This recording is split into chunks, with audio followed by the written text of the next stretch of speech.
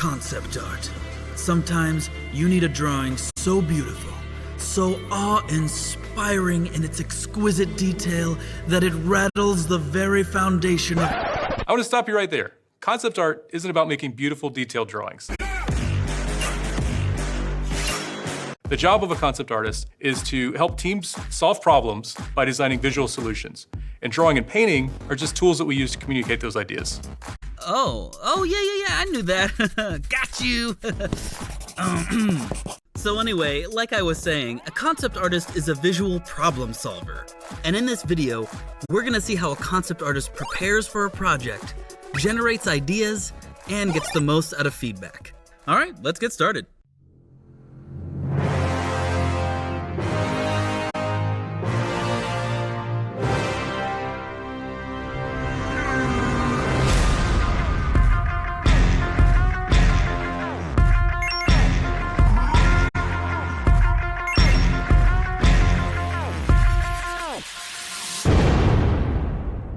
Concept artists are involved in the earliest phases of game development. They're the ones helping figure out what the game's gonna be and how it's gonna look.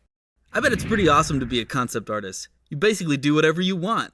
No limits, no constraints. Actually, constraints are really important.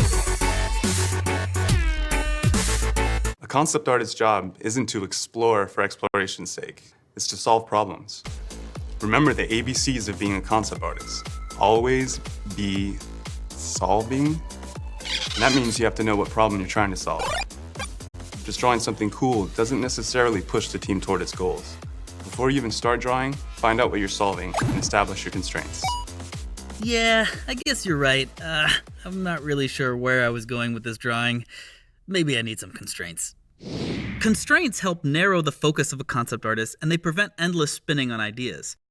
Thematic constraints, like lore, the setting, and the tone of the game, limits the kind of content a concept artist will brainstorm. For instance, a dubstep gun is a great idea for a game like Saints Row, but it might be kind of out of place for other games. How the game is experienced also has a huge impact on concept. Designing visuals for a first-person perspective will bring focus to different aspects of your design and have different limitations and constraints, compared to designing something for a third-person perspective or a top-down perspective. The rules and mechanics in a game set huge constraints as well. If your ability is to pull enemies close to you, a concept artist is usually the one figuring out what that might look like. Toasty?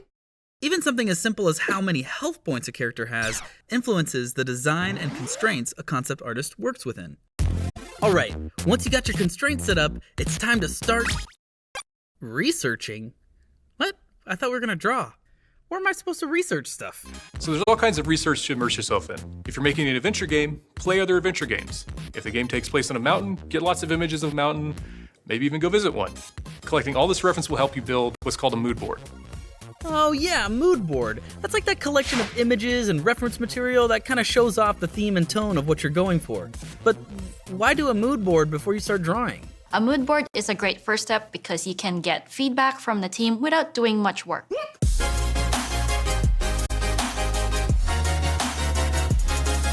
It's a great gut check to see if you're heading in the right direction. An effective mood board makes it very clear what you're going to be doing. It can include short descriptors, often called fillers, and should represent a fairly narrow direction. A mood board that's too general or scattered will make it hard to stay focused and is more likely to result in confusion or pivots down the road. Alright, I got my constraints. I got my mood board. Time to start drawing my great ideas. Any second now. Oh crap, I don't have any good ideas. What do I do? Unfortunately, there's no formula to come up with good ideas. Sometimes people say a good idea is original, something that hasn't been done before. But chasing originality more often than not can just be paralyzing. It might stop you from experimenting. So the key is to just try a lot of stuff and not to be too precious about your work. That's why it's also so important to draw fast and loose. We call this drawing for ideation. Drawing for ideation still requires strong fundamentals, but it's not about rendering a beautiful, polished image. It's all more about getting the essence of your idea in front of your team. And a sketch can more often than not be enough for your team to understand the idea and to get really excited about it. Ooh, I know. Let's get some concept artists together and watch how they rapidly generate ideas. The problem they're solving? The team needs an idea for a magical weapon. The constraints? It must be a wizard's staff, topped by a powerful ancient crystal. Ancient, powerful crystal. All right. Wizard's staff. Wizard staff. I'm just gonna draw the weirdest shit.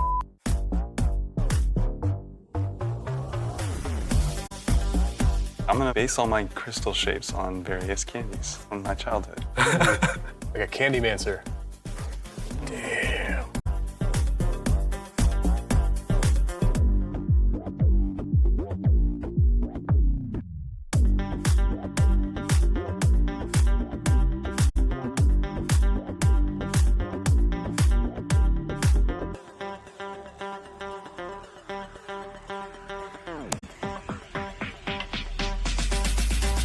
Okay, I'm doing the snake staff, guys. I'm gonna do the frog. It's gonna look exactly like yours, but just way better. I'm already stuck.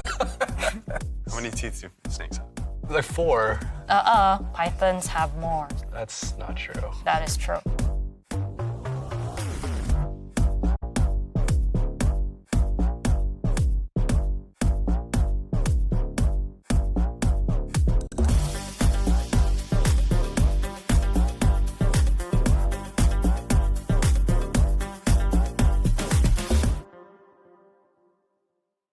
Whoa, that was awesome!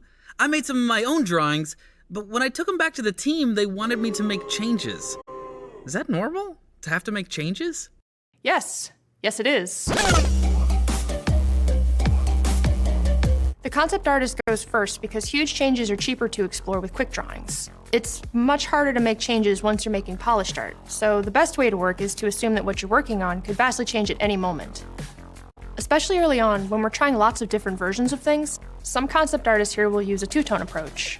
We sketch something quickly using only 2 colors. It helps prevent you from overthinking small details so you can stay focused on big graphic shapes, making it really fast to ideate and try lots of different things. But it seems like the changes could go on forever.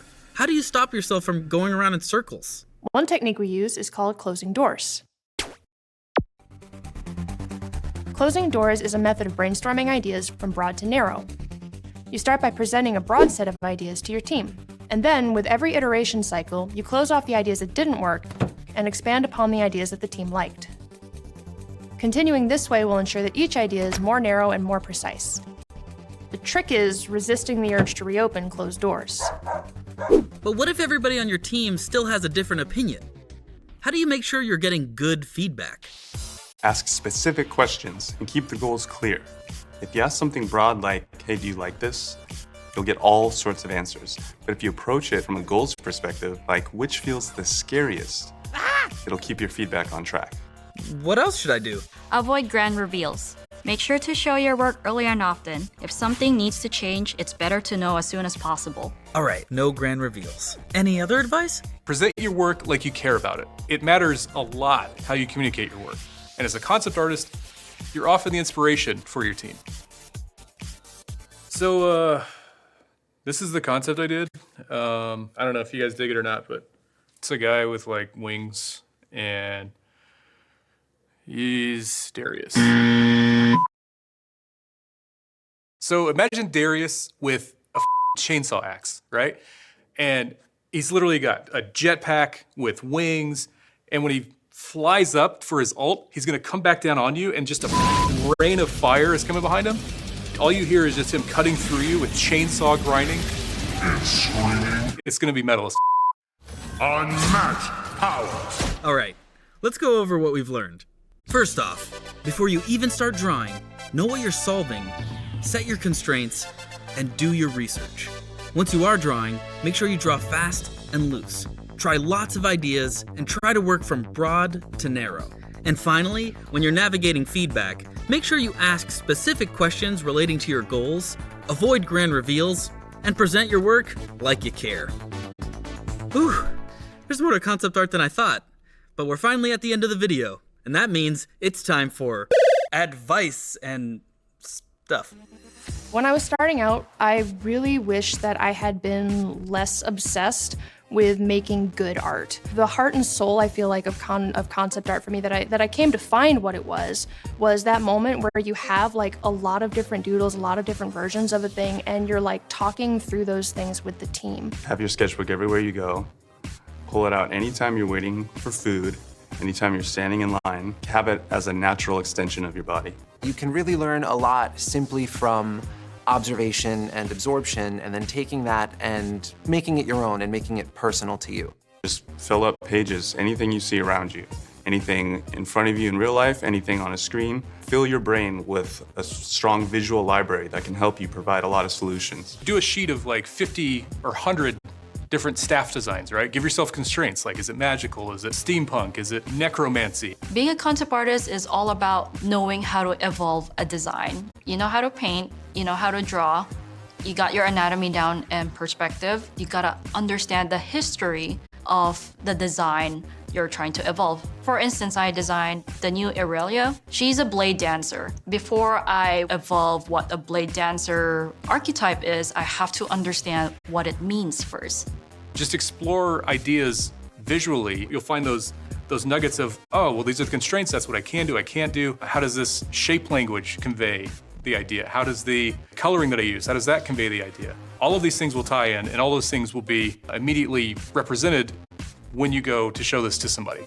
Ultimately, what you're doing is communicating these ideas. That moment where you're with your team with all of these drawings and taking them through like all the things that excited you and got you like super ramped up to make these drawings in the first place, and connecting those things to those ideas that took you down that journey. That's really where the magic is. And so you really just want to doodle. You want to be loose, you want to be limber, you want to be quick, you don't want to be precious. It's important to understand that not everyone is going to like every single idea that you put out there, and that's okay. Iteration is a key part of the process. And whatever you're working on should be specific, and often the most appealing work is made for a very specific target audience. Now, you're not trying to make work that everyone is simply okay with. You want your target audience to be exploding with excitement, even if it means some other people come by your desk with pitchforks.